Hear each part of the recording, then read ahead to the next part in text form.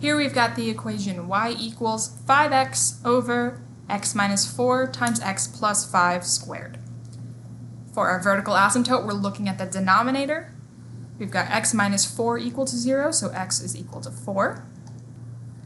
And we've got x plus 5 equal to 0, so x is equal to negative 5. So there's one asymptote at x equal to 4. It had an odd degree, so I'm going to put O above it. We also had one at negative 5. This one had an even degree, so I'm going to put that E above it. For our horizontal asymptote, in the degree of the numerator is 1. The degree of the denominator is 3. 1 is less than 3. So we have a horizontal asymptote at 0. This is very common, as you can tell so far. For the x-intercept, we're going to set our numerator equal to 0. This time we actually have something that we can come up with because we have an x in that numerator. Before they were just integers, now we have a variable in our numerator. So when we divide by 5, we get x equal to 0. But remembering this is a point where the x-intercept is crossing the x-axis, that's where y is equal to 0, and we just found out x is 0. Then for the y-intercept, we're substituting 0 everywhere we see x. That would give us 0 over negative 4 times 5 squared, but 0 over anything is 0. So just like with our x-intercept, we have a y-intercept at 0. Now we need to plot that horizontal asymptote.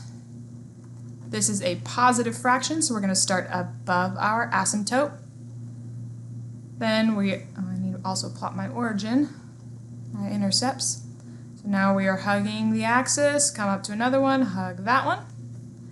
This was odd, so now since we ended up above, now we're going to start the next one going down. Now this time, we have this point that's on our horizontal asymptote.